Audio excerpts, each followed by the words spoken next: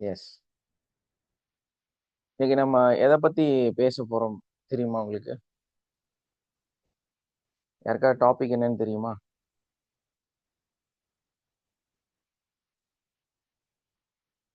ஏதாவது ஐடியா இருக்கா?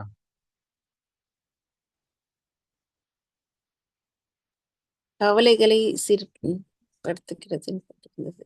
கவலைகளை சீர்படுத்துகிறதா சிரமப்படுத்து படுகிறது. கவலை உங்களை சிரமப்படுத்துகிறதா? என்ன டாபிக்?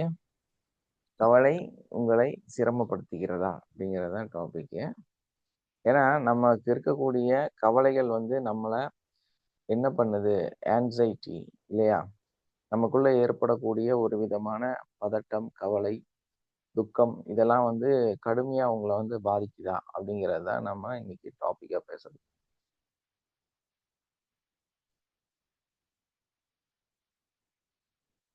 பொதுவா நமக்கெல்லாம் வந்து ஒரு பழக்கம் இருக்கு. என்னன்னு கேட்டீங்கன்னா, நம்ம வந்து ஒரு கட்டத்துல நம்ம ஒரு இடத்துல நம்ம இருப்போம். ஆனா, அங்க இருக்கிற சூழல்ல நாம இருக்க மாட்டோம். அதாவது நம்மள பொறுத்தவரையிலும் நம்மளுடைய உடலானது ஒரு இடத்துல இருக்கும். ஆனா, நம்மளுடைய மனசானது வேற இடத்துல இருக்கும்.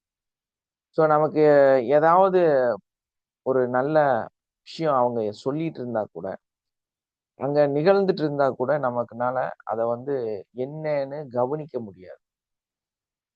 இப்போ நம்ம ஏன் இந்த மாதிரியான ஒரு சூழலுக்கு வர்றோம்? நமக்கு ஏன் வந்து அந்த ஒரு மனநிலையில நம்ம இருக்கிறோம் அப்படின்னு பார்க்கும்போது, நமக்கு வந்து நெறைய ஆழ் மனதிலயும், மனதில வந்து நெறைய கனமான நிகழ்வுகளும், ஒரு துக்கமும், ஒரு கவலையும், ஒரு பதட்டமும், ஒரு எதிர்பார்ப்பும், ஒரு தீராத சோகமும் நமக்குள்ள இருக்கும். ஸோ அந்த உள்ள இருக்கக்கூடிய அந்த ஒரு மனநிலை நம்மள என்ன பண்ணும்னா, நம்ம எந்த விஷயத்த அதிகமா சிந்திச்சு கவலைப்பட்டுட்டு இருக்கிறோமோ, அந்த கவலைப்படக்கூடிய அந்த நிகழ்வு நமக்கு உள்ள வந்து ஸ்டோர் ஆயிடும். ஸோ அப்ப நம்ம வந்து 24 ஹவர்ஸ் என்ன பண்ணுவோம்னா, அத பத்தியே நெறைய சிந்திக்கக்கூடியவராக மாறிருவோம். இப்ப நல்ல ஒரு ஸ்பீச் போயிட்டு இருக்கு. ஒரு குடும்பத்துல யாராவது பேசிட்டு இருக்காங்க. இல்லன்னா வந்து உண்மையிலே உங்க ஆப்போசிட்ல ஒரு டிவியோ, சினிமாவோ ஓடிட்டு இருக்குது. அப்படி ஒரு நல்ல சந்தோஷமான நிகழ்வு நடந்துட்டு இருக்குது. இப்படி இருந்தாலுமே, நீங்க மட்டும் அந்த இடத்துல, அந்த பிரசன்ட் மூமெண்ட்ல இல்லாம, வேற எதையாவதெல்லாம் கடுமையா சிந்திச்சுட்டே இருப்பீங்க. ஸோ உங்க பேக்கிரவுண்ட்ல வேற ஒரு பெரிய கதையும், ஒரு சினிமா வந்து ஓடிக்கிட்டே இருக்கு. ஸோ அந்த ஓடக்கூடிய அந்த கதையும், அந்த சினிமாவும் என்ன நீங்க கவலையில இருக்கிறீங்களோ, அந்த கவலையை சார்ந்து அது இருக்கும். ஸோ அப்ப கன்டினியூவா நீங்க உங்களையே மறந்து, அந்த இடத்த மறந்து, கன்டினியூவா நீங்க வந்து அந்த ஒரு பழைய சிந்தனை, ஒரு பாஸ்ட்ல ஏதோ ஒரு நிகழ்வு நடந்திருக்கலாம். இல்லன்னா ஃபியூச்சர்ல இது நடக்கணும்னு ஒரு கவலை இருக்கலாம். இல்லன்னா உங்க வாழ்க்கையில இது ஏன் இந்த மாரி எனக்கு நடந்துட்டு இருக்குன்னு ஒரு துக்கம் இருக்கலாம். ஸோ இதெல்லாம் மொத்தமா உங்க மனசுக்குள்ள போட்டு வாட்டி வதைக்கிறனால, நீங்க வந்து அந்த பிரசன்ட் மூமெண்ட்லயே இருக்க மாட்டீங்க. அந்த பிரசன்ட் மூமெண்ட்ல இல்லாம, தொடர்ந்து அந்த பாஸ்ட் மூமெண்ட்ல, அந்த வலிகளோட, அந்த சிந்தனைகளோட, எனக்கு இது நடக்க மாட்டேங்குது, ஃபியூச்சர் எப்படிதான் இருக்குங்கிற அந்த மனநிலையில கன்டினியூவா அப்படியே உட்கார்ந்து, நீங்க வேற எங்கேயோ உங்களுடைய மூளைய செலவு செய்து கொண்டிருப்பீர்கள். இது வந்து ஏன் நிகழுது? இதுக்கு என்ன பிரச்சனை அப்படின்னு பார்க்கும்போது, இந்த நியூரோ டிரான்ஸ்மிட்டர் அப்படின்னு சொல்லக்கூடிய அபிட்டிலா அப்படின்னு சொல்லக்கூடிய ஒரு ஹார்மோன், அந்த ஆங்சைட்டி வந்து நமக்குள்ளார அதிகமாக உருவாக்கக்கூடியதாக இருக்குது. ஸோ இதோட செக்ரேஷன் அதிகமானா என்ன நடக்கும் அப்படின்னா, இது ஒரு லெவல் வரைக்கும் நமக்கு உடம்புல பிரச்சனை இல்ல. ஏன்னா, நமக்கு வந்து கொஞ்சம் ஓவர் தாட் தேவைதான் இல்லையா? அப்படி ஓவர் தாட் சிந்தனைகள் இருந்தா தான் நம்ம புதுசா ஏதாவது சிந்திப்போம். ஒரு கனவு மாரி பகல்ல உட்கார்ந்து பார்த்தா தான், நம்ம வந்து அந்த கனவை வச்சு புதுசா ஏதாவது ஐடியா பண்ணி நம்ம செய்ய முடியும். அப்ப இது தேவையா அப்படின்னா, அளவா இருக்கிற வரைக்கும் பிரச்சனை இல்ல. இந்த அளவு வந்து எப்ப ப்ராப்ளமா கிரியேட் ஆகுது, எப்ப வந்து இவங்களோட நிம்மதிய ஃபுல்லா இல்லாமாக்குதுன்னு நம்ம பார்க்கும்போது, அவர்களுடைய இந்த ஓவராக இது சுரக்கும் பொழுது, இந்த நியூரோ டிரான்ஸ்மிட்டர் வந்து கொஞ்சம் பாதிப்புக்கு உள்ளாகும் பொழுது, அங்க தான் ஸ்ட்ரோக் வருது. அங்க தான் வந்து பிபி அதிகமாயி, அவங்க சொல்லுவாங்க டாக்டர் இல்லையா? தலையில வந்து ரொம்ப ஹை பிபி ஆயிருச்சு. கண்கள்ல வந்து ரொம்ப பிபி அதிகமாயிருச்சு.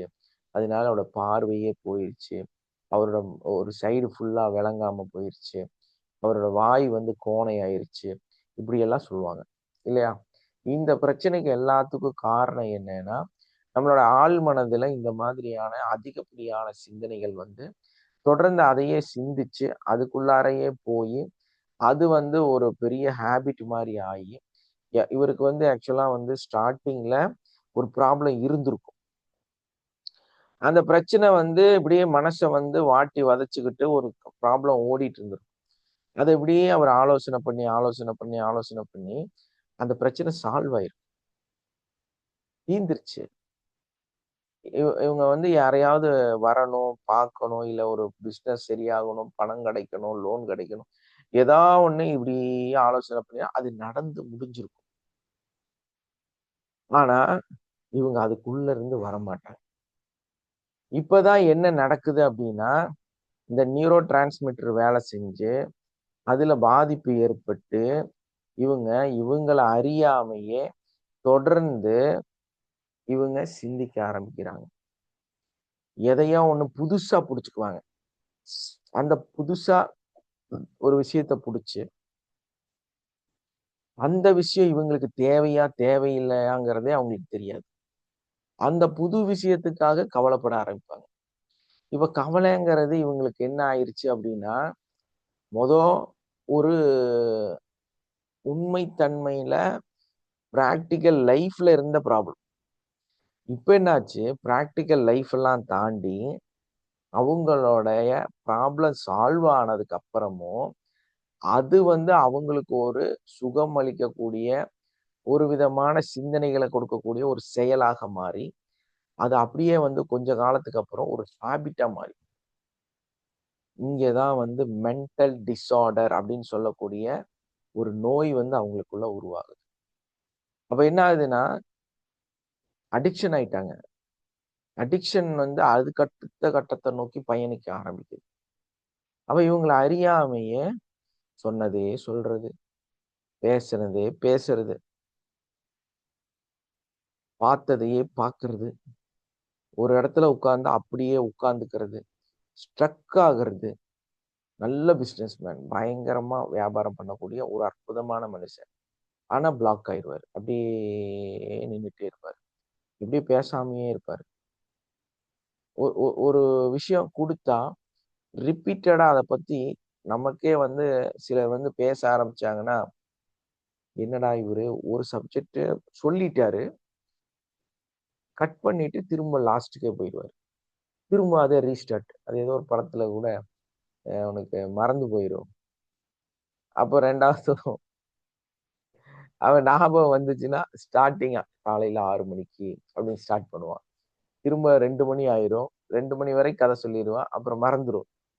யாரோ இடையில பேசிருவாங்க. அப்புறம் திரும்ப 6 மணிலேருந்து கதை சொல்லுவான். இந்த மாதிரி சூப்பர்மா. ஆ இவங்க நம்பர் ஒண்ணு நோட் பண்ணி வச்சுக்கணுமா யாராவது? சாட் பாக்ஸ்ல இருக்கும். எடுத்துக்கலாம். ஒரு ஸ்கிரீன்ஷாட் மட்டும் எடுத்து வச்சுக்கங்க அத யாராவது. அப்போ இது ரொட்டீனா என்ன ஆகுது, இவரு அந்த இடத்துக்கு போய் தான் திரும்பி வருவாரு. ஸோ இந்த ஒரு ஹேபிட் உள்ள வந்துரும். அப்ப என்ன பண்ணுவாங்க, நம்ம போய் ஒரு 50, 55 வயசு இருக்கும். அவங்கள்ட்ட போய் பக்கத்துல உட்கார்ந்து, "எப்படி இருக்கீங்க? நல்லா இருக்கிறீங்களா?" அது வந்து அந்த பையன் வந்து இந்த ஊருக்கு போயி, அதெல்லாம் செஞ்சு, அப்படி இப்படின்னு நெறைய கதை சொல்லுவான். "பரவாயில்லையாப்பா, நல்லா சொல்றாங்களே." டக்குன்னு ஸ்டாப் பண்ணிட்டு, திரும்ப ரீஸ்டார்ட் பண்ணுவாங்க. "ஏடா, இது என்னது? நம்ம இப்பவே 20 நிமிஷம் அங்க உட்கார்ந்து அவங்க சொன்னதெல்லாம் கேட்டுட்டோம். திரும்ப ரீஸ்டார்ட். அதே சப்ஜெக்ட். அப்படியே வந்துட்டே இருக்கும். சரி நம்ம வந்து அந்த இடத்துல இருந்து தப்பிச்சு எப்படியோ போயாச்சு. போயிட்டு ஒரு 2, 3 மாசத்துக்கு அப்புறம் திரும்ப ஒரு ஃபங்ஷன்ல அவர சந்திச்சுட்டோம். அவரு போய் பக்கத்துல உட்கார்ந்து அதே சப்ஜெக்ட் திரும்ப. சந்திச்சிருக்கிறீங்களா அந்த மாரி ஆள்கள? ரொம்ப ரிச்சா இருப்பாங்க, நல்ல மனுஷனா இருப்பாங்க, உங்களோட ஆன்டியா இருப்பாங்க, உங்களோட ஏதாவது ரொம்ப வேண்டிய ரிலேட்டிவா இருப்பாங்க. போய் உட்கார்ந்தா ரீஸ்டார்ட். அதே சப்ஜெக்ட், அதே பேச்சு, அதே நாளு, அதே கதை, அதே ஆட்கள், அதே ஸ்டோரி. ரிப்பீட். கேட்டிருக்கீங்கல்ல அந்த மாரி? எத்தன பேர் கேட்டிருக்கீங்க? ஆமா. எஸ்னா எஸ் சொல்லுங்க பாப்போம். யாராவது அந்த சாட் பாக்ஸ்ல போடுங்க. S sir. எஸ் இது சார். எங்க இருந்து வந்துச்சு? என்ன ப்ராப்ளம் அவங்களுக்கு? ஆக்சுவலா அவங்க மென்டல் டிஸார்டர்ல இருக்கிறாங்க. Yes sir. அவங்களுக்கு அந்த அந்த நோயில பாதிச்சுட்டாங்க அவங்க. நோயில பாதிச்சு, அவங்க இந்த மாதிரி ஆயிருக்கிறாங்க. அவங்களுக்குள்ள அந்த ஆங்ஸைட்டி டிஸார்டர் இருக்குது. அதனால தான் என்ன ஆகுதுன்னா, கன்டினியூவா நமக்கு நம்மளே ஸ்ட்ரைக் ஆக மாட்டோம். ஏன்னா அவ்ளோ தத்ரூபமா பேசுவாங்க. அவங்க அந்த பேசுறத பார்த்து நம்ம ஒரு மாரி கவலையெல்லாம் பட்டு அப்படி ஆக்சுவலா அது கேட்டா 15 வருஷத்துக்கு முன்னாடி நடந்த ஒரு சம்பவம். ஸோ ஐயோ! அந்த பையனுக்கு கல்யாணம் ஆகி 2 குழந்தை பொறந்துருச்சு. இந்த அம்மா இப்பதான் இந்த மேட்டரே பேசிட்டு இருக்காங்க. அப்படின்னு சொல்லி நீங்க டென்ஷன் ஆயிருவீங்க. ஸோ இதெல்லாம் நடக்கக்கூடிய இந்த மனநிலை எல்லாம் அந்த நியூரோ டிரான்ஸ்மிட்டர்ல ஏற்படக்கூடிய பயங்கரமான ஒரு அதிர்ச்சின்னு சொல்லலாம். இல்லைன்னா அதுல ஏற்படக்கூடிய ப்ராப்ளம். நேத்து கூட ஒரு கேஸ் எனக்கு வந்திருந்தாங்க வீட்டுக்கு பார்க்கறக்கு. ஸோ என்னன்னா டாக்டர்ட்ட போயிருக்காங்க. 3 நாளா பெரிய பெரிய ஹாஸ்பிட்டல் போயிருக்காங்க. 2 நாள் அட்மிட் பண்ணியிருக்காங்க. வியாழக்கிழமை இந்த சம்பவம் நடந்திருக்கு. வியாழன், வெள்ளி 2 நாளும் ம், எல்லா இடமும் சுத்திட்டாங்க. அஹ் ஸ்- சனி, ஞாயிறு 2 நாள் அட்மிட் இதெல்லாம் பண்ணி பார்த்துருக்காங்க. டாக்டர்ஸ் எல்லாம் வந்து எல்லா ரிப்போர்ட்டும் பார்த்துட்டாங்க. ஒன்றும் பிரச்சனை இல்லை. ஒண்ணுமே ப்ராப்ளம் இல்லை.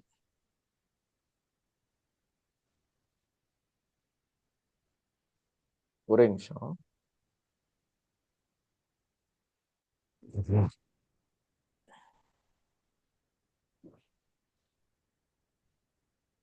ம்.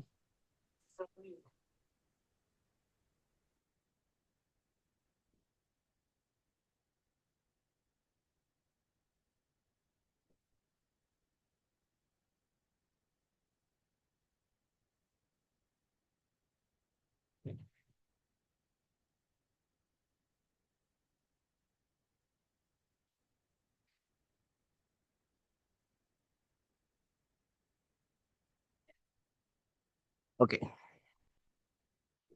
அப்போ அந்த டாக்டர்ஸ் எல்லாம் கைவிட்டாங்க. அதுவா ரெடியானா ஆயிரும். இல்லைன்னா ஒண்ணும் பண்ண முடியாது அப்படின்ட்டாங்க. எல்லா ரிப்போர்ட்டும் நல்லா இருக்கு. எல்லா ரிப்போர்ட்டும் நல்லா இருக்கு. ஆனா வந்து ப்ராப்ளமாக இருக்கிறது அப்படின்னு சொல்லி டாக்டர்ஸ் ரிப்போர்ட் கொடுத்துருக்காங்க. நானும் எல்லாம் செக் பண்ணி பார்த்தேன். எல்லாமே எதுலையுமே சேஞ்சஸ் இல்லை. ஆனா நடக்க முடிய மாட்டேங்குது. எந்திரிச்சு நிக்க முடியாது. அப்படியே பெட்டோட பெட்டா இருக்க வேண்டியதுதான். அப்படியே 4 பேர் சேர்ந்து தூக்கிட்டு வராங்க வீட்டுக்குள்ள. ஏன்னா நம்ம வீட்டுல தானே இருந்துட்டு இருக்கிறோம். கிளினிக்ல. ஸோ தூக்கிட்டு வராங்க. சரி சோஃபால அப்படியே உட்கார வைங்க அப்படின்னா 2 பேர் சைடில் உட்காந்து பிடிச்சிக்கிட்டு தோல்ல கை போட்டு உட்கார வச்சுட்டு அப்புறமா நான் டேப்பிங் ஃபுல்லா நம்ம இதெல்லாம் பண்றேன். பண்ணும்போது எனக்கு தெரியுது அந்த பொண்ணு வந்து ஏதோ சம்திங் பயந்துருக்கு. அங்க பக்கத்துல வந்து ஒரு பாழடைஞ்ச வீடு இருக்கு.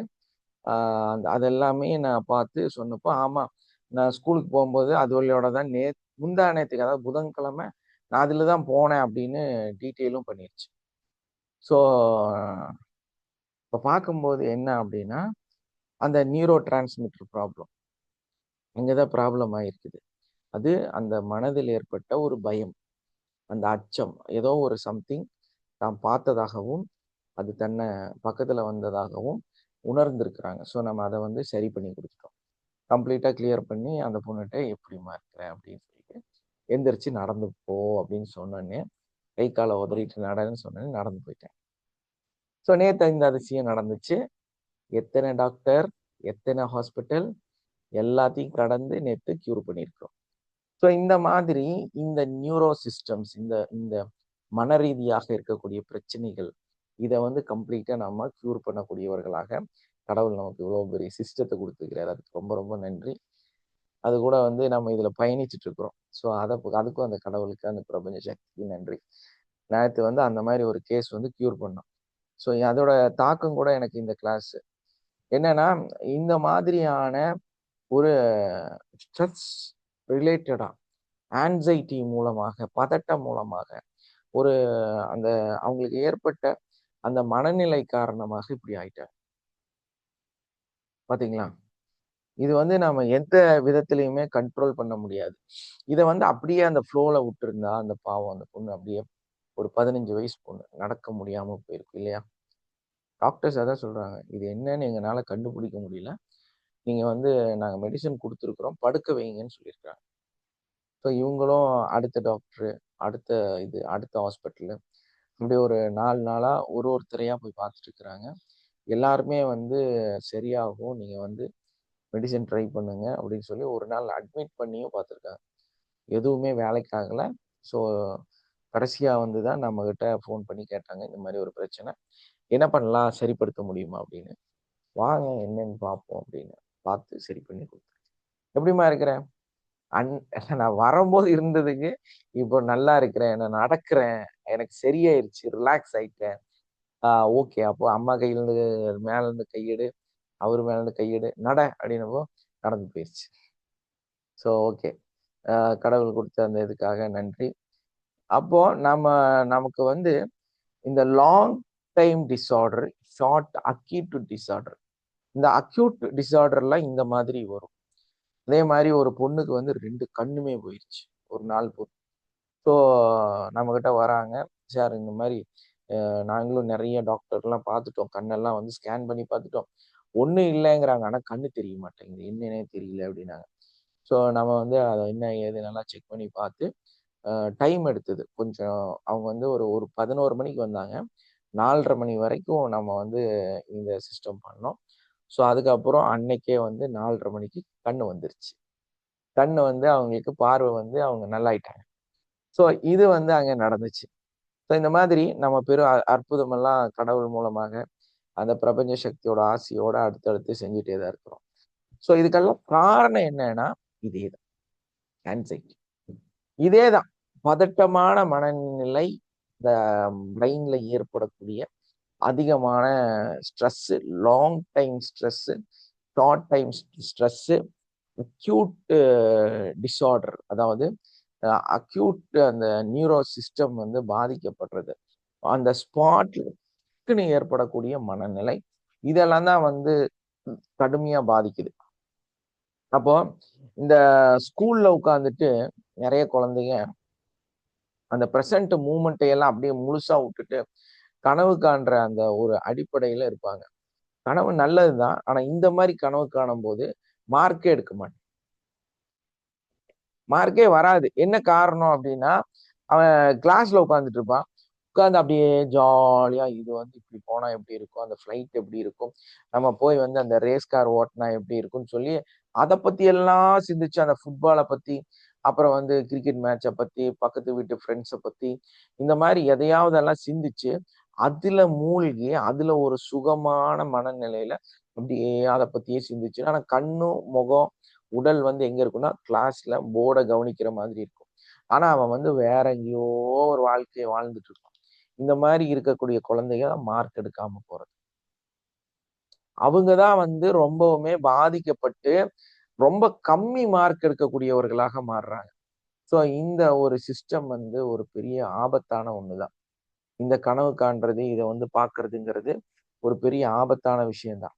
இந்த விஷயத்த வந்து சரிப்படுத்தணும் அப்படின்னா நிச்சயமா நம்ம வந்து இந்த நோயிலிருந்து நம்ம வெளியே வரணும். இந்த லாங் டைம் ஸ்ட்ரெஸ் தாட்ஸ், இது கடைசியில என்ன ஆகுதுன்னா அப்படியே ஹேபிட்டா கன்வெர்ட் ஆயிருது இல்லையா? அது வந்து அந்த ஹேபிட்டா மாறினதுதான் அடுத்த கட்டத்துல இது அடிக்ஷனாக மாறுகிறது. அப்போ இது வந்து ஒரு ஜெனட்டிக் டிஸார்டர். இதுல ரொம்ப நம்ம நோட் பண்ண வேண்டிய பிரச்சனை என்னன்னா, இது வந்து ஒரு ஜெனட்டிக்காகவும் டிஎன்ஏ மூலமாகவும் பரம்பரையா நமக்கு வந்து இது வர்றதாகவும் இருக்கு. நீங்க இதுக்கு ஒரு நம்ம நல்ல உதாரணம் சொல்லணும் அப்படின்னா, ஒரு சில ஃபேமிலியெல்லாம் பார்த்தீங்கன்னா ரொம்ப ஸ்மூத்தா இருப்பாங்க. அதாவது உங்களுக்கு பக்கத்துல ஒருத்தன் வந்து ஒருத்தனை கொன்னே போட்டாலும், இல்ல பெருசா எதா நடந்தாலும், இவங்க டென்ஷனே ஆக மாட்டாங்க. அலட்டிக்கவே மாட்டாங்க. அப்படியே இருப்பாங்க. சில குடும்பம்லாம் பார்த்துருப்பீங்க இல்லையா? என்ன நடந்தாலும் அவங்களுக்கு எதுவுமே ஃபீல் ஆகாது. அதே ஒரு குடும்பம் பார்த்தீங்கன்னா, நீங்க சும்மா, "ஏய் தம்பி எப்படி இருக்கேன்னு?" கேட்டீங்கன்னா, "என்னடா உனக்குன்னு?" கேட்டுருவான்.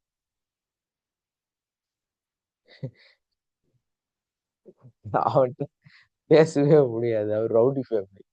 இவங்க சாஃப்ட் ஃபேமிலி. இவருக்கு இடையில உணர்வு இல்லாத ஃபேமிலி. இப்படி நெறைய ஃபேமிலி இருக்கிறாங்க. ஸோ இவனுங்கெல்லாம் வந்து நம்ம போயி என்னதான் பேசினாலும் சரி, என்ன தங்கத்த குடுக்குறேன்னாலும் சரி, அவன் என்ன சொல்றானோ அத மட்டும் தான் செய்வான். வேற எதுவுமே செய்ய மாட்டான். எப்புட்றா நீங்கலாம் இப்படி இருக்கிறீங்கன்னு நம்ம கேட்கிற அளவுக்கு, சரி இவங்க மகன் தான் எதுக்கு ஒத்து வர மாட்டேங்கிறான். அப்பாட்ட போய் எதையாவது சொல்லி செய்யலான்னா, அது அதுக்கு மேல குத்தூசா இருக்கும். ஒண்ணுமே புரியாது. அது அ அ இது வந்து ஒரு ஜெனடிக்காவே இருக்குங்கிறாங்க. ஜெனடிக்காவே இந்த சிஸ்டமேட்டிக் இருக்குன்னு. அப்புறம் நம்ம அவங்கள என்ன பண்ண முடியும்? அது பார்த்தீங்கன்னா, நல்ல பிசினஸ் பண்றவங்களா இருப்பாங்க. ஒரு அப்ப பொருளோட சார் ஒரு விலைய சொல்லியிருப்பாங்க. எஸ். அப்ப ஜெனட்டிக்கா ಇದೀಗಿರನ நோய்கள் ஜெனட்டிக்கா வராதா? வரும், வரும், அப்ப வரும். நேத்து கிளாஸ்ல இல்ல நீங்க. ஜெனடிக் ஏன் வருது அப்படின்னா, அதுதான் தாட்ஸ். அதுதான் சொல்லப் போறேன். இந்த ஜெனடிக்கோட பிரச்சனை என்ன அப்படின்னா, தாட்ஸ். தாட்ஸ் எங்க உருவாகுது? கருவறையில இல்லையா? சரி. கருவறையிலிருந்து உருவாகுது சிந்தனைகள் இல்லையா? கலீனா, சொல்லுங்க. கருவறையிலிருந்து உருவாகுதா ம். தாட்ஸ்? ஆ, அங்க உருவாகுற விஷயம் ஜெனடிக்கா மாறும்ல. இவங்க அப்பா என்னெல்லாம் பிஹேவியரா இருக்காரு, இவரு பார்த்த தாத்தா என்னெல்லாம் பிஹேவியரா இருக்காரு, இதெல்லாம் இவருக்குள்ளாரே வரும்ல, ம். டிரான்ஸ்ஃபர் ஆகும்ல. நீங்க ம். வந்து தமிழ் தான் பேசுறீங்க. ஆனா சிங்கள தமிழ் பேசுறீங்க இல்லையா? ம். S or no? ஆ, சரி. நாங்க தமிழ்நாட்டுல இருந்து தமிழ் பேசுறோம். எங்க தமிழ் வேற, இந்திய தமிழ் இல்லையா? சோ இந்த வேரியன்ட் எதனால வந்துச்சு அப்படின்னா, நீங்க பார்த்து வளர்ந்த உங்க ஜெனடிக்ல இருக்கக்கூடிய ஒரு விஷயம். Yes or no? ம். சரி. அதே மாதிரிதான் இது வரும். இது வரும். இப்போ எங்கள மாரி பேசணும்னா நடக்காது. நாங்க உங்கள மாரி பேசணும்னா நடக்காது. ஆனா நீங்க பயங்கரமா உங்க இதுல பேசுவீங்க. எங்க இதுல நாங்க பேசுவோம் இல்லையா? சோ இது வந்து இந்த மாதிரி டிரான்ஸ்ஃபர் ஆகும். எப்படின்னா, நம்மளோட பழக்கவழக்கங்கள் இல்லையா? நம்ம அந்த பார்த்து வளர்ந்த சிஸ்டம். அப்ப அப்படி பார்க்கும்போது இப்படிதான் மாறும். அப்ப இது ஒரு ஜெனடிக்கா மாறுமா அப்படின்னா, கண்டிப்பா ஜெனடிக்கா அது வரும். ஏன்னா நம்ம பொறந்த அன்னையிலிருந்து, நம்ம கரு உருவான அன்னையிலிருந்து ஒரு சிஸ்டம் நம்மளோட ட்ராவல் பண்ணும். அவங்க பேசும்போது எப்படின்னா ஒரு ஃபேமிலி இப்படிதான் பேசிக்கும். எல்லாருமே அப்படிம்பாங்க. இது ஒரு ஃபேமிலியோட சிஸ்டம். நம்ம அவங்ககிட்ட ஒண்ணுமே பேச முடியாது. இது இப்படிதான் பேசுவீங்க. ஒரு குடும்பம் பார்த்தீங்கன்னா, அங்கிருந்து வரும்போதே காது பிஞ்சிரும். கத்து, கத்து, கத்து, கத்துன்னு கத்துவாங்க. ஏன்டா இவன் இப்படி கத்துறான்னு தோணும்.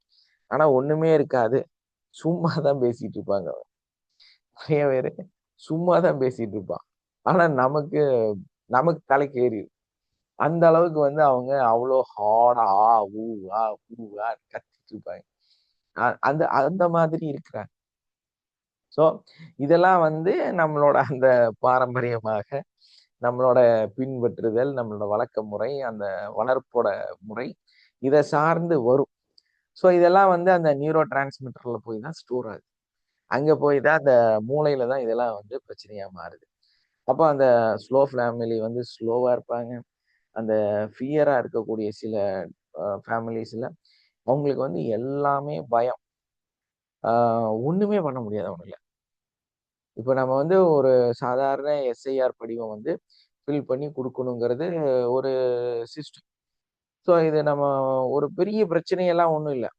ஆனா இவனுங்க அதை பூதாகாரமா மாத்தி அதை பயங்கரமா என்னென்னமோ சிந்திச்சு அதுக்கு வந்து ஒரு 10 நாள் லீவ் போட்டு குடும்பமே அதுக்காக உட்கார்ந்து துக்கத்துல அழுது இது வந்து இப்படி நடக்கலையே, இப்படி பண்ண முடியலையே அப்படின்னு சொல்லி பயங்கரமா அதை பத்தி பேசி அதுக்கு வந்து ஒரு பயங்கர ஸ்ட்ரெஸ் அடிச்சு அந்த பேப்பரெல்லாம் ஃபில்அப் பண்ணி அதை கொண்டு போய் கொடுத்து அவங்கள்ட்ட ரொம்ப அழுது பேசி அதை வந்து இது என்னென்னமோ செஞ்சுட்டு இருப்பானுங்க.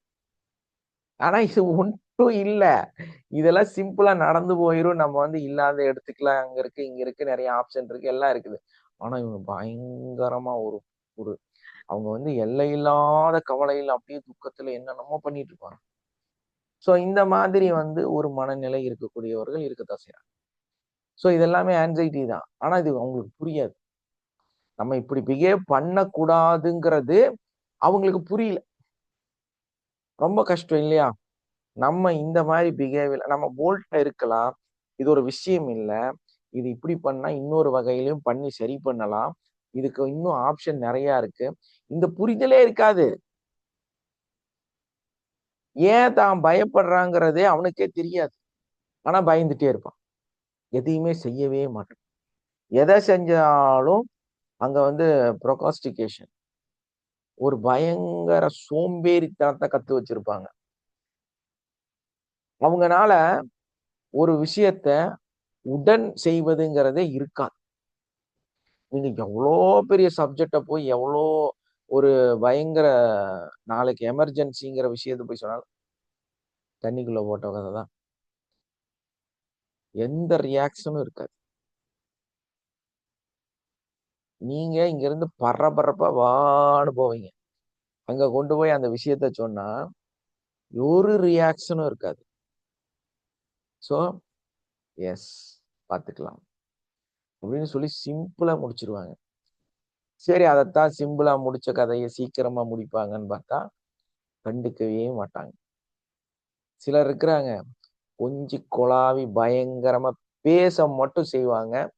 ஆனா ஒரு வேலை செய்ய மாட்டாங்க. இவங்க எல்லாமே சோம்பேறிங்க தான். வாயில வப்படம் சொல்றதுன்னு சொல்லுவாங்கல்ல, சுட்டுட்டு போயிடுவானுங்க. நீங்களும் அவனுங்களை நம்பி ஆஹா அப்படின்னா ஓஹோ ஒண்ணும் நடக்காது. ஒண்ணுமே நடக்காம வாயில வப்படம் சுட்டுட்டு ஓ நீங்க முடிச்சீங்க.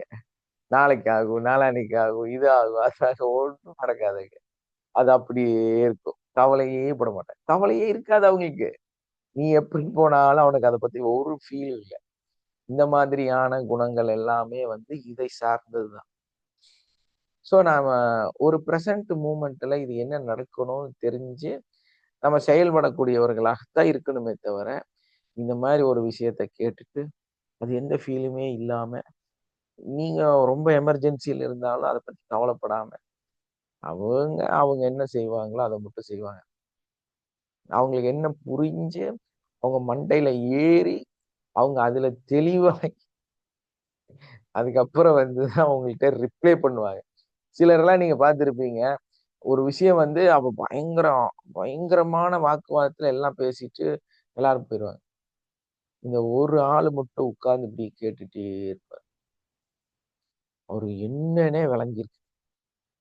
கடைசியா ஒரு 2 நாளைக்கு வரும். நேத்து எல்லாரும் என்னமோ பேசிட்டு இருந்தீங்க. எனக்கு அது என்னன்னு புரியவே இல்ல. அத பத்தி என்னன்னு சொல்றீங்களா? அப்படிம்பாரு. இப்படித்தான் கிளாஸ் ரூம்ல நிறைய பேர் இருக்கிறான். இந்த கிளாஸ் ரூம்ல சார் ரொம்ப த்ரில்லிங்கா கிளாஸ் எல்லாம் எடுத்து முடிச்சிருவாரு. கிளாஸ் முடிஞ்சதுக்கு அப்புறமா மை ஹஸ்பண்ட் ஆன் ரியாக்ட்ஸ் அந்த மாதிரி எல்லாம் இருக்காங்க. என்ன பண்றது? அவன் எல்லாம் முடிச்சிருக்கும். எக்ஸாமே வந்திருக்கும். ஆனா அவனுக்கு அது என்னன்னே புரியாது. ஆனா அதே நபரை உட்கார வச்சு 1 to 1 இது இப்படித்தான், இங்க பாரு, கண்ணை துறன்னு பார்த்தா 100% அவன் எழுதியிருக்கும். ஸோ இந்த மாதிரி இது ஒரு பிஹேவியராக, இந்த ஆன்சைட்டிங்கிறது சாதாரண நம்ம நினைக்கிற மாதிரி ஒரு பதட்டம் அப்படிங்கிறது மட்டும் இல்லை. இதுக்குள்ள ஒரு பயங்கரமான மனநிலை இருக்கு. நிறைய விஷயங்கள் இருக்குது. அப்புறம் நிறைய பேர் வந்து ஃபியூச்சர் கனவு காண்றவனுங்க. இவங்க வந்து எப்படின்னா, ஒரு 5 பேர் சேர்ந்துக்குவாங்க. சேர்ந்துட்டு ஒரு இடத்துல போய் உட்காந்து, அந்த நிலால போய் நம்ம கட்டுற ஹோட்டலு, அதுல வந்து இந்த டேபிள் இங்க போடணும், அது அங்க போடணும், காத்துலயே பறக்கணும், இப்படிலாம் பயங்கரமா கோட்டை கட்டுவானுங்க. கோட்டை கட்டு நம்மளும் பக்கத்துல நின்று வேடிக்கை பார்த்தா, நாளைக்கு காலையில உண்மையிலேயே ராக்கெட்ல போயிடுவாங்களா, அங்க போய் உட்கார்ந்துருவாங்களான்னு ஒரு பயங்கர சந்தேகமா இருக்கும். கியூரியாசிட்டி எங்கேயோ போயிடும். இந்த மாதிரி திட்டம் போடுவாங்க. அதுக்கு டாக்ஸ், டயர் மாத்துறதுல இருந்து திட்டம் போடுவாங்க. அது ஒரு நல்ல டயர் போறதுக்கு ஒரு வண்டி, இன்னதுன்னு இல்லை. அப்புறம் அங்க போனா அதுக்கு என்ன பண்றது, அதுக்கப்புறம் என்ன பண்றது, அங்க போய் இவங்க படுக்கிறதுக்கு என்ன பண்றது, தூங்குறதுக்கு என்ன பண்றது, இதெல்லாம் பயங்கர பிரீஃப் பேசிட்டே போயிட்டு இருப்பாங்க. எல்லாம் பேசிட்டு கடைசியில இவர் ஒருத்தர் கேட்டுட்டு இருப்பாருல்ல, அவரு உள்ள எல்லாம் வேத்து பூத்து, பாப்பா பாப்பா என்ன ஐடியா, வாட்ட வேர்ல்டு அப்படின்னு எல்லாம் தோணும். என்ன வேற லெவல், அதுல எல்லா ஸ்ட்ரக்சரு, ஒரு டிசைனு, ஒரு ஸ்டிக்கரு, அதுக்கு பிரிண்டிங் போடுறது என்ன, அதை கொண்டு வர்றது என்ன, எல்லாம் பண்ணிடுவாங்க. ஆனா ஆக்சுவலா அந்த கொட்டேஷன் இருக்குல்ல, ராக்கெட்ல போறதெல்லாம் நடக்கிற விஷயமா? ஏன் இவர் என்ன பண்றாருன்னா, எங்கேயாவது பானிபூரி விற்கும், சாதாரண வேலை செய்யறவர், சாதாரணமா இருக்கக்கூடிய ஒரு ஆளா இருப்பாரு. ஒரு 1000 ரூபாய் 2000 ரூபாய் சம்பாதிக்கிறவர். இவங்கதான் இந்த பிளான் போட்டிருப்பாங்க. எல்லாம் போட்டு கடைசியில இதுக்கெல்லாம் ஒரு 4 கோடி தேவை, இல்ல 8 கோடி தேவைப்படும் இல்லையா அப்படின்னு சொல்லியும் பேசிக்குவாங்க. அப்புறம் அதுல பட்ஜெட் எழுதியிருப்பா, நீ இதை இந்த இந்த பட்ஜெட் பேப்பர் எடுத்திய நீ இதை எழுது அப்படின்னு சொல்லி இதையெல்லாம் எழுதி இதையெல்லாம் கணக்கு போட்டு எல்லாம் வச்சுட்டு, கடைசியில என்ன, டீக்கு 10 ரூபா பத்தலையே, யார்ட்டையாவது ஒரு 10 ரூபா இருந்தா கூடு அப்படின்னு சொல்லி அந்த காசை வாங்கிதான் டீயுக்கும் பஜ்ஜிக்குமே காசு கொடுப்பான். அப்ப இவங்களுக்கு எதுக்கு இந்த தேவையில்லாத இவ்வளோ பில்டப்பான இவ்வளோ விஷயங்களை பேசுறாங்க? இதுதான் ஃபியூச்சர் டிக் டிஸார்டர். ஃபியூச்சரை பத்தி பயங்கரமா அவங்களுக்கு இல்லாத அளவுக்கு சிந்திக்கிறது, எல்லையை கடந்து சிந்திக்கிறது. சிந்திச்சுட்டு அது நடக்குமா அப்படின்னா அது நடக்கும் இல்லையா? நடக்காத ஒரு நிகழ்வை இவங்க வந்து பேசக்கூடியவர்களாக இருப்பாங்க. ஆனா இந்த நிகழ்வு நடக்கும் கண்டிப்பா. யாருக்குன்னா, உண்மையிலே பினான்சியலாகவும் அதுக்கான தகுதியும் இருக்கக்கூடிய ஒரு ஆளு இதை செஞ்சிருப்பாங்க. அந்த இடத்துல எக்ஸாக்ட் நடந்திருக்கும். இந்த பூமியில வேற இடத்துல வேற ஒரு நபர் வந்து செஞ்சுட்டு போயிடுவாங்க. இது மாதிரி தொடர்ந்து ஒரு மனுஷன் ஒரு இடத்துல சிந்திச்சானா அது அப்படியே இன்னொரு இடத்துல அது இம்ப்ளிமெண்ட் ஆகும். இந்த எனர்ஜி வந்து இன்னொரு எனர்ஜியாக மாறும். அது எப்படி ஆகுது அப்படின்னா, நம்ம கண் கூட பார்க்கலாம். நம்ம வந்து இந்த இடத்துல இங்க வியாபாரம் ஆகும், இந்த கடை எடுத்து போட்டா நல்லது அப்படின்னு நீங்க ஒரு சிந்திச்சுட்டு இங்க வந்து நம்ம கடை வைக்கலான்னு ஆலோசனை பண்ணிட்டு போயிருப்பீங்க. அதை பத்தி பேசியிருப்பீங்க. அதே எக்ஸாக்ட் பிங்க் கலர் போர்டு, அதே பேரு, அதே இடம், அதே தொழிலு ஒருத்தர் வந்து போட்டிருப்பாரு. எப்படி இது நடக்குது? இந்த எனர்ஜி டிரான்ஸ்ஃபர்மேஷன் இந்த பூமியில ஒரு இடத்துல ஒரு விஷயம் வந்தால் அது நிச்சயமாக இன்னொரு இடத்துல பிரதிபலிக்கும். இந்த ஃபியூச்சர் டிக் மனுஷங்க இருக்காங்கல்ல, இவங்க காலம் பூரா இந்த மாதிரி எதையாவது உருவாக்கி விட்டுக்கிட்டே இருப்பாங்க. எங்கேயாவது இந்த மாதிரி ஒரு நிகழ்வு ஒரு இடத்துல நடந்துகிட்டே இருக்கும். இந்த மனிதர்கள் வந்து இப்படித்தான் இருப்பாங்க. ஸோ இவங்க வந்து வாழ்க்கை பூரா வந்து ஒரு ஒரு கட்டத்திலையுமே வந்து புது திட்டங்களை போட்டு புது உருவாக்கி விட்டுட்டு போயிடுவாங்க. நீங்களும் என்ன பண்றீங்க, சிலதெல்லாம் உருவாக்கிட்டு அந்த இடத்துல உங்களால செய்ய முடியாம விட்டுருப்பீங்க. கரெக்டா இன்னொருத்தர் வந்து செஞ்சுட்டு இருப்பாரு. எத்தனை பேர் அந்த மாதிரி பார்த்துருக்கிறீங்க?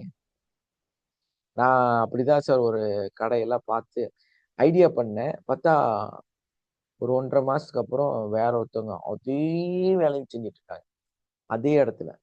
இப்படி அனுபவிச்சவங்க இங்க யார் இருக்கீங்க? சார் எனக்கு கூட ஏற்பட்டுருக்கு சார் அது மாதிரி அனுபவம். ஆஹ் இப்போ கோயில்ல ஒரு திருப்புகள் மற்ற இதெல்லாம் ஒரு பேனர் மாதிரி அங்கே வைக்கணும் போகணும்னு சொல்லிட்டு ஒரு கோயிலை பார்த்து அருமையா இருந்தது. அதுதான் உள்ள அழகா அந்த மாதிரி செட் பண்ணணும் அந்த இடத்துல அப்படின்னு நினைச்சிட்டு இருந்தேன். நினைச்சு ஒரு 15 நாள்ல யாரும் பண்ணிட்டாங்க சார். எஸ். குலதெய்வம் கோயில்ல குலதெய்வம் கோயில்ல இது மாதிரி வைக்கணும்னு சொல்லிட்டு ஒரு கோயிலை பார்த்து இது மாதிரி எய்ம் பண்ணி பிளான் பண்ணிட்டு இருந்தேன். கட்டில பார்த்து போய் சொல்ல அந்த பார்த்தா 15 நாளுக்குள்ளேயே நான் என்ன நினைச்சேன்னா அது அங்கே அப்படியே நடந்துட்டு இருந்தது. ரொம்ப ஆச்சரியமா போச்சு எனக்கு. இதுதான் நம்ம மனசு சாதாரணமானது இல்ல. நம்மளோட எப்படி நடந்ததுன்னே ஆன்சைட்டிங்கிறது புரியல வந்து சார். நம்ம நினைக்கிறோம் நம்மளுடைய மனதில் ஏற்படக்கூடிய அந்த பதட்டம் வந்து ஒரு நோய், இது ஒரு பிரச்சனை நம்ம நினைக்கிறோம். ஆனா உண்மையிலே வந்து இது பிரச்சனை இல்லை. எப்போனா லிமிட்டா இருக்கிற வரைக்கும். இந்த லிமிட்டை கடக்கும் போது இது பிரச்சனை. ஆனா இந்த ஒரு நிகழ்வு நமக்கு இல்லைன்னா நம்ம நார்மலாவே நம்ம கனவு காணாதவர்களாக மாறிடும். இப்போ இந்த ஒரு ஆன்சைட்டியான மனநிலை, ஒரு ஸ்ட்ரெஸ், இது தேவையான தேவை. நிறைய பேர் ஒரே அடியா அது ஒரு பிரச்சனையா நினைக்கிறாங்க. கிடையாது. இது வந்து ஒரு பெரிய பிரச்சனை கிடையாது. அதை கண்ட்ரோல் பண்ண தெரியும். என்ன பண்ண தெரியணும்? நேத்து லீனா வித்யா நமக்கு ஒரு வீடியோ ஷேர் பண்ணியிருந்தாங்க. அந்த வீடியோல அவர் பேரு சென்னையில இருக்கிறவரு கால் டாக்ஸி நடத்துறாரு. அதான் அவரோட தொழில். சாதாரணமா கால் டாக்ஸியில ஸ்டார்ட் பண்ண மனுஷன் இன்னைக்கு வந்து பல நூறு டாக்ஸி அவரோடது இருக்குது. அது மட்டும் இல்லாம டாக்ஸியா முடிவெற்றவரா ஏதோ சம்திங். எனிவே அவர்கிட்ட ரோல்ஸ் ராய் இருக்கு.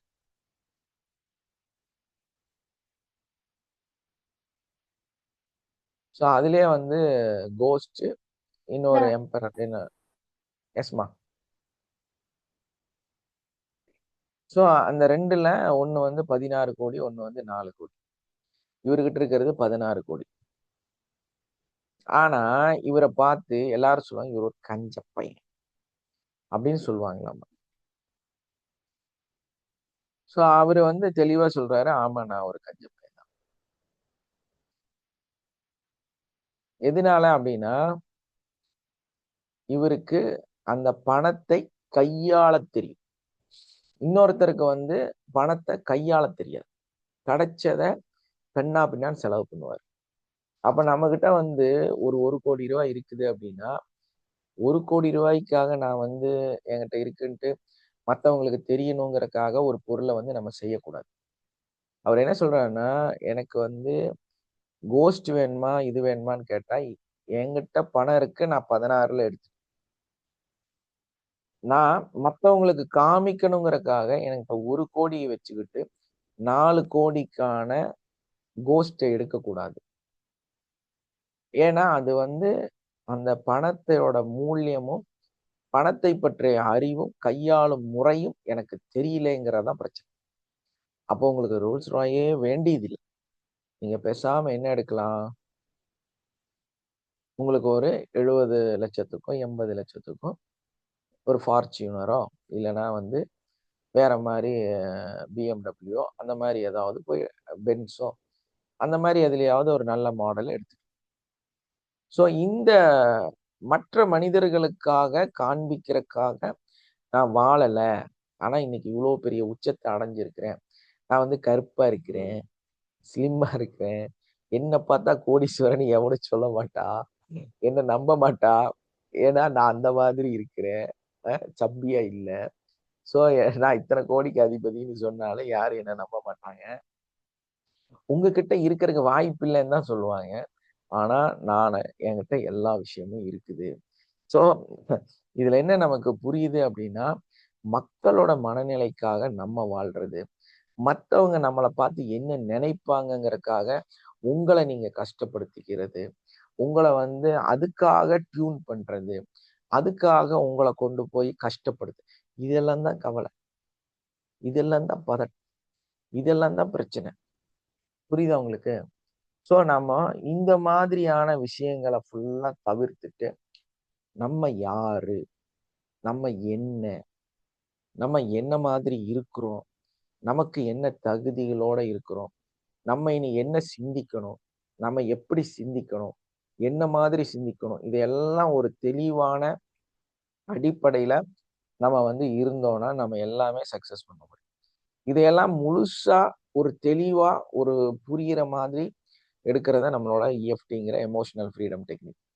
இதை கத்துக்கிட்டு இதை இம்ப்ளிமெண்ட் பண்ணும்போது இது எல்லாமே உங்களுக்கு வந்து ஆட்டோமேஷனாக ஒரு இயற்கையா அது நேச்சுரலாவே உங்களுக்கு வந்து உள்ள வர ஆரம்பிக்குது.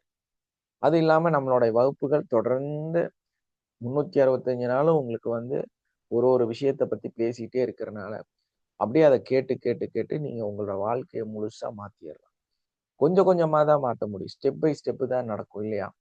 நம்மலாம் வந்து இந்த புக் மேஜிக் எல்லாம் செய்ய மாட்டோம். அந்த மேஜிக் எல்லாம் இங்க நடக்க போறது இல்லை. கத்துட்டு அப்ளை பண்ணணும். அப்ளை பண்ணி ரெக்கவர் ஆகணும்.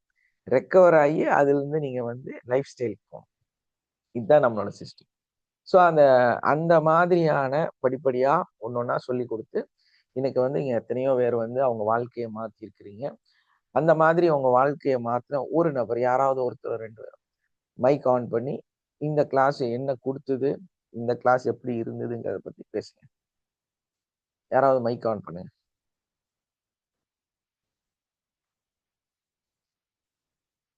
எஸ்.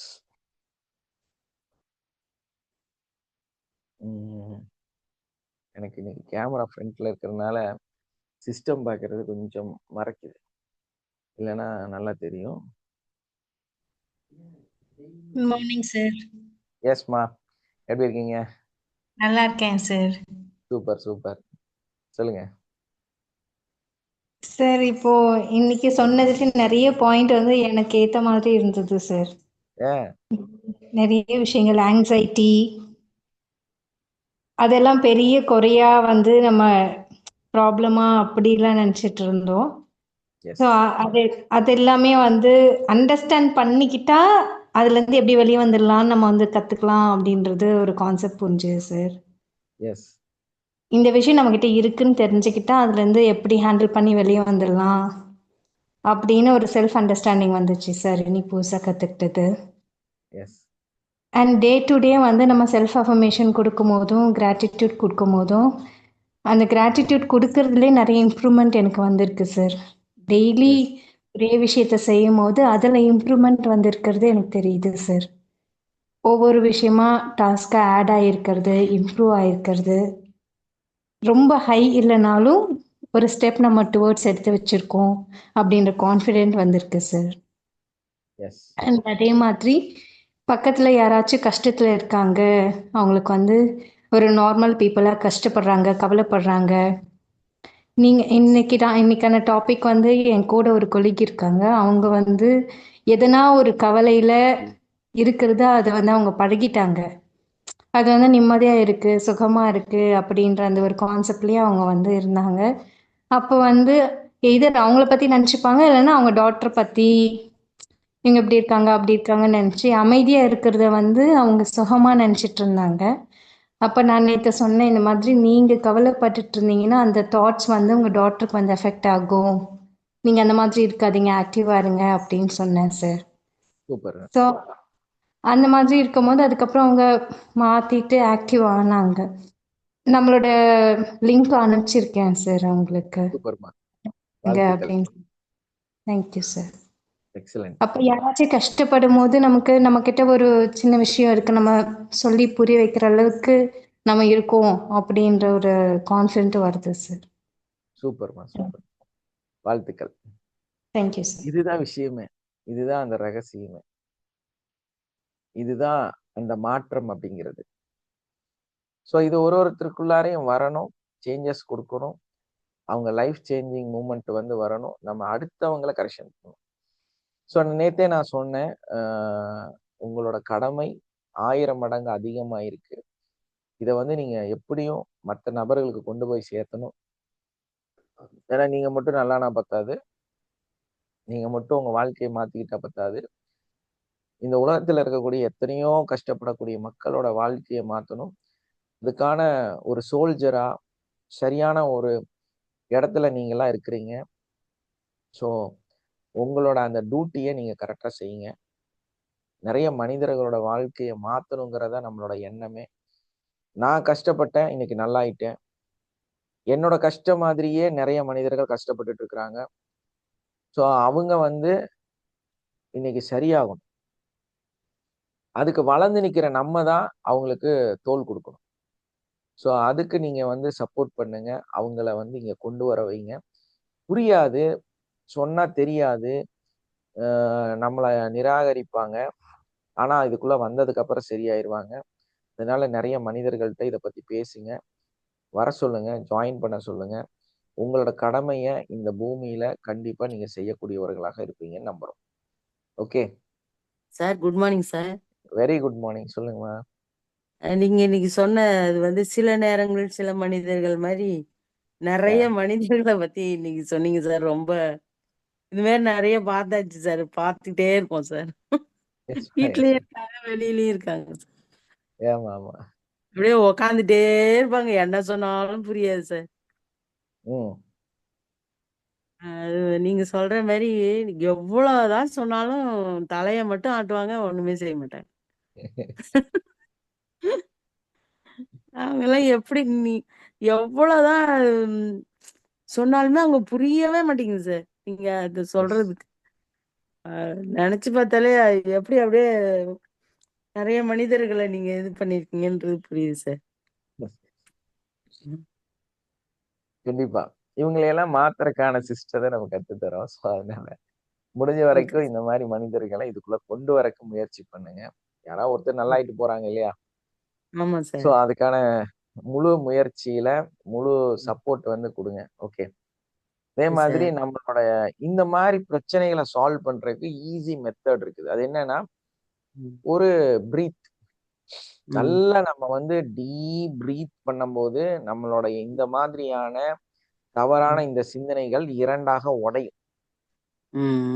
உடைஞ்சு அந்த பிரீத் அவுட் பண்ணும் போதும் பிரீத் இன் பண்ணும் போதும் இந்த சிந்தனைகள் ரெண்டாக பிரிகிறது. இது சயின்டிபிக்கா ப்ரூஃப் பண்ணியிருக்காங்க. ஸோ நமக்குள்ள இருக்க ஆன்சைட்டியை நம்ம சரி பண்றதுக்கு பிரீத் இன் பண்ணி அப்படி பிரீத் அவுட் பண்ணும்போது என்ன ஆகுதுன்னா, நமக்குள்ள தோணுன அந்த நெகட்டிவான சிந்தனை இரண்டாக உடைஞ்சு அது வந்து நம்ம இருந்து இல்லாம போகுது. அந்த மாதிரி இல்லாம போகும்போதுதான் நம்ம மனசுக்கு நல்ல ஒரு ஆறுதலும் ஒரு தெளிவும் நமக்கு கிடைக்க ஆரம்பிக்குது.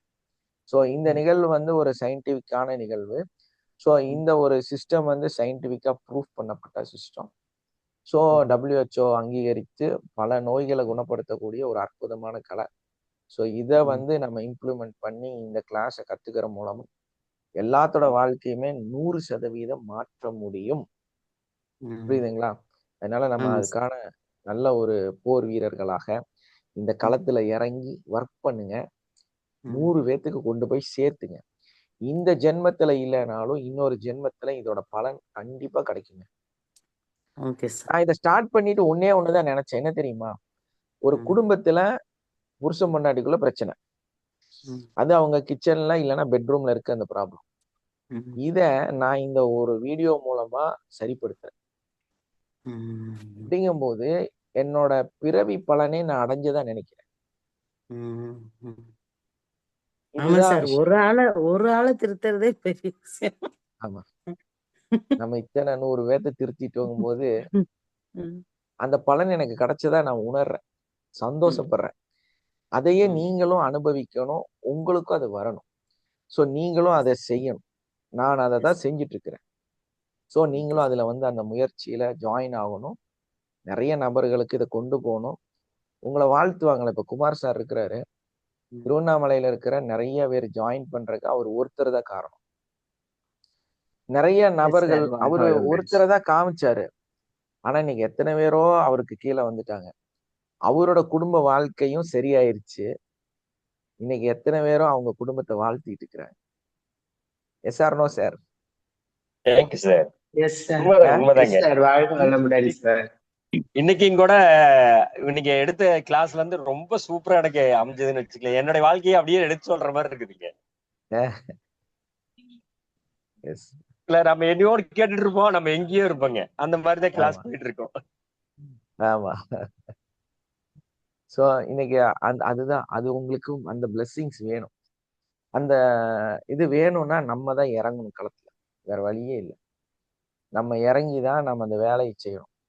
இன்னைக்கு அதை எஸ் சொன்னவங்க எல்லாம் பாருங்க, டக்குன்னு உடனே ஆமா அவரு தான் எங்களோட வழிகாட்டியா இருந்தாரு, அவர் ஒரு நபர் தான் வந்து எங்க இத்தனை பேர்த்த வந்து ஏன்னா அவருக்கே தெரியாது, இவர் சொன்ன இவங்க சொன்ன ஒரு நபர் தான் வந்து இன்னைக்கு ஆயிருக்கிறாங்க. ஸோ அவருக்கே தெரியாது இவர் மூலமா தான் அவங்க எல்லாம் வந்தாங்க அப்படிங்கிறது. ஸோ அந்த அளவுக்கு அவருக்கு வந்து அவங்க வாழ்க்கையில இத்தனை பேர் வந்து அவரை மதிக்கிறாங்க, இத்தனை பேர் வந்து இவரு தான் நமக்கு வழிகாட்டியா மாறி இருக்காரு. அந்த ஒரு இடம் வரணும்னா நம்ம சும்மா உட்கார்ந்துட்டே இருந்தா பத்தாது, நம்ம இந்த வேலையை செய்யணும். நம்ம இந்த இந்த ஜென்மத்திலேயே அந்த பலனை வந்து முழுசா அடையணும். ஸோ அதுக்கு வந்து நம்ம இந்த வேலையை கண்டிப்பா இந்த நிகழ்வை கொண்டு போய் சேர்த்தியே ஆகணும். இது எனக்கான கடமை நான் நினைச்சு நான் செஞ்சுட்டு இருக்கிறேன். ஸோ உங்களுக்கான கடமையா நீங்க நினைச்சு நீங்களும் செய்யுங்க. Okay okay, thank you all, have a nice day, love you all. Wind up okay, பண்ணிக்கலாமா? Thank you sir. Thank you sir. Yes sir. Thank you sir. வாழ்க தேங்க்யூ சார். வளமுடன். Thank you sir. வாழ்க வளமுடன். தேங்க்யூ. நேற்றுக்கு கூட ஒரு இதை சொன்னீங்க, உங்க வீட்டுக்காரமா ஒரு உதாரணமா சொன்னீங்க. ஆனா எஸ் எஸ் அந்த அளவுக்கு யாரும் இறங்கி சொல்ல மாட்டாங்க. கண்டிப்பா. நமக்கு என்ன சார், நம்ம ஓப்பனான புக்கு, எல்லா புக்கும் யார் வேணாலும் படிச்சுக்கலாம் இல்லையா? அதை எழுதி வச்சிருக்காங்களே, நீ வந்து உன்னுடைய வாழ்க்கையை வந்து ஒரு நூலகமாக மாற்றிக்கொள்.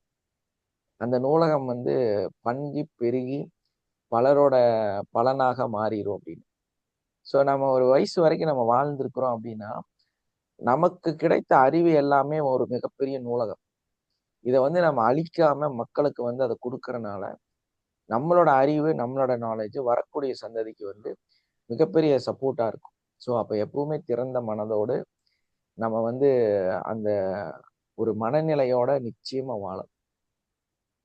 இப்ப திறந்த புத்தகமாக, நூலகமாக நம்ம மாறுவதற்கு முயற்சி செய்யணும். அதான் ரொம்ப முக்கியம். பாத்தீங்களா, நேற்று அந்த 15 வயசு பொண்ணை காப்பாத்தி கொடுத்தோம். ஒரு பெரிய சந்தோஷம் தான் இல்லையா? கிரேட் தானே? Yes sir. அவ்வளோ இன்டர்நேஷனல் ஹாஸ்பிட்டல்லாம் ஒன்றும் இல்லைன்னு சொன்ன விஷயத்த, முடியாதுன்னு சொன்ன விஷயத்த நம்ம ஒரு செகண்ட்ல ரெடி பண்ணிட்டோம். ஸோ இது நம்மளோட கடமைங்க, கடமையா உணரணும். நீங்க சைலண்டா இருக்காதீங்க. இந்த ஜென்மத்துல இல்லைனாலும் அடுத்த ஜென்மத்துல உங்களுக்கு அதுக்கான பலன் கண்டிப்பா காத்துட்டு இருக்கு. ஸோ நம்ம வந்து யூ ஆர் ஆல் செலக்டட். உங்களுக்கு அது புரியுதான்னு தெரியல எனக்கு. ஏன் இந்த கிளாஸ் நீங்க அட்டன் பண்றீங்க, நீங்க ஏன் வந்து உட்கார்ந்துருக்கீங்கன்னா, நீங்க வந்து செலக்டட். கடவுள் ஏதோ ஒரு இடத்துல கூட்டம் கூட்டமாக அந்த இறுதி நாள்ல நல் மனிதர்கள் வருவார்கள் அப்படின்னு ஒரு வார்த்தையை சொல்லியிருக்கிறார். அந்த பிரபஞ்ச சக்தியோட அந்த வார்த்தை மூலமாக இவ்வளவு காலமா போதகர்கள், அதாவது நல்வழிப்படுத்தக்கூடியவர்கள் ஒருத்தரா வந்தாங்க. ஒரு சமுதாயத்துக்கும் ஒரு மனிதராக வந்தாங்க. ஆனா இறுதி காலகட்டத்துல கூட்டம் கூட்டமாக வருவார்கள் அப்படின்னு. ஸோ இந்த கூட்டத்துல நம்மளும் ஒரு கூட்டம் இல்லையா? நம்ம நல்லது மட்டும் தானே சிந்திக்கிறோம், நல்லது மட்டும் தானே சார் சிந்திக்கிறோம். சார் எஸ்மா, செலக்டட் தான் சார். இல்லைன்னா ஒண்ணுமே புரியாம உட்கார்ந்துருந்தா எப்படி சார் இதுக்குள்ள வர முடியும்? கனவு கண்டுகிட்டு இருந்தா. கண்டிப்பா. அதான் சொல்றேன், அந்த நல்லவர்கள் கூட்டத்தில் நல்ல மக்களை உருவாக்கக்கூடிய நல் வழிகளை காண்பிக்கக்கூடிய நல் மனிதர்கள் நம்மளாம். ஸோ நம்மளோட கடமையை நம்ம செய்யணும் ஆத்மார்த்தமா, உண்மையா. நம்ம அடுத்த மனுஷனுக்கு இதை எப்படி கொண்டு போறதுங்கிறத நம்ம சிந்திச்சு நம்ம அவங்களுக்கு எடுத்து சொல்லி அவங்கள புரிய வச்சு இதுக்குள்ள கொண்டு வரணும். அப்படி நீங்க ஒரு குடும்பத்துல, ஒரு கிச்சன்ல, ஒரு பெட்ரூம்ல இருக்கிற பிரச்சனையை சால்வ் பண்ணிட்டீங்கன்னா உங்களோட பல சந்ததிக்கு அது வந்து பிரதிபலிச்சுட்டே இருக்கும். ஏன்னா அந்த சந்ததி முழுவதும் சரியானதுக்கு காரணமே நீங்க தான். நினைச்சு பாருங்களேன், எவ்வளோ பெரிய விஷயம் இல்லையா? எவ்வளோ பெரிய பிளஸ்ஸிங்ஸ். அதைத்தான் அலட்சியமா நம்ம வந்து ஒரு சோம்பேறித்தனத்துல நம்ம என்ன போய் சொல்லி நம்ம என்ன நடக்க போகுதுன்னு சிம்பிளா நினைச்சிட்டு இருக்கோம்.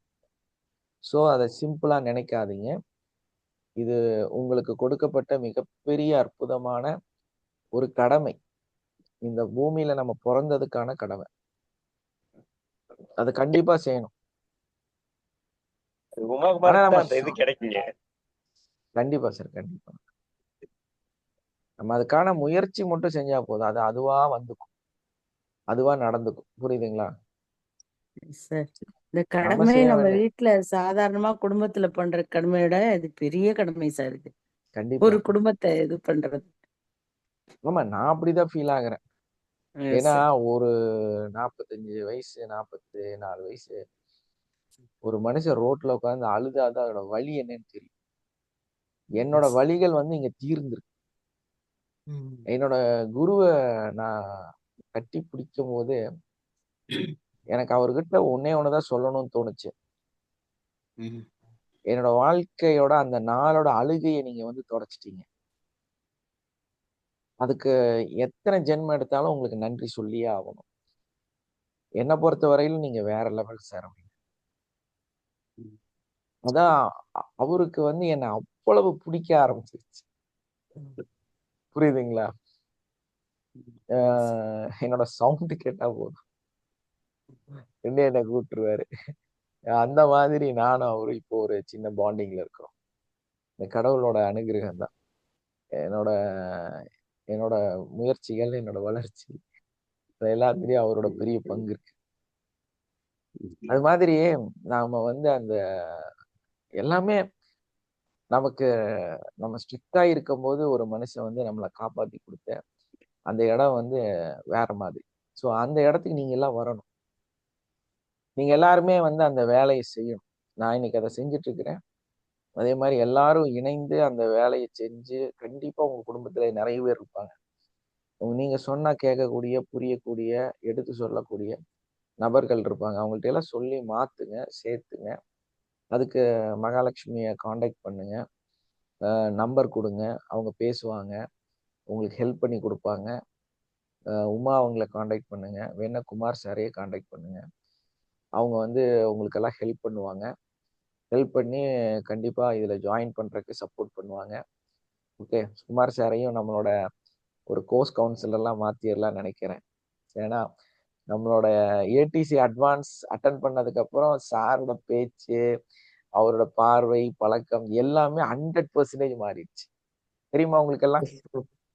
எஸ் அதை சார். நான் தினசரி வாட்ச் பண்றேன். ஸோ அவரை வந்து நம்மளோட கோர்ஸ் கவுன்சிலர் டீம்ல ஜாயின் பண்றதுக்கு நம்ம ரெக்கமெண்ட் பண்றேன். ஜாயின் பண்றீங்களா சார்?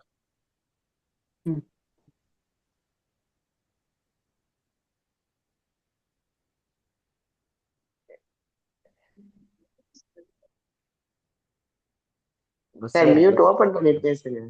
ஓபன் பண்ணிட்டாரு. ஆனா வந்து பஸ்ல இருக்கிறேன், ஏதோ திரும்பி நெட்வொர்க் இஷ்யூ மியூட் இருக்குமா? ஆயிடுச்சு சார். சவுண்ட் வருதுங்க madam. Okay sir, okay sir. Join பண்ணுங்க சார். ஓகே, உங்க விருப்பத்தை தெரிவிங்க. Okay sir. ஏன்னா அந்த அளவுக்கு அவர் வந்து இந்த நம்ம ஏடிசி கிளாஸ் முடிச்சதுக்கு அப்புறம் பெரிய மாற்றம் வந்திருக்கு அவருக்குள்ள. சார் ஓகே, எல்லாரும் வந்து எக்ஸைட்டிங்கோட இதுல ஜாயின் பண்ணாதவங்களுக்கான ஹெல்ப் பண்ணி கொடுங்க. Thank you all. Have a nice day. Love you all. Mind பண்ணிக்கலாமா? Yes sir. Yes thank you sir. Sir. Thank you all. Thank you.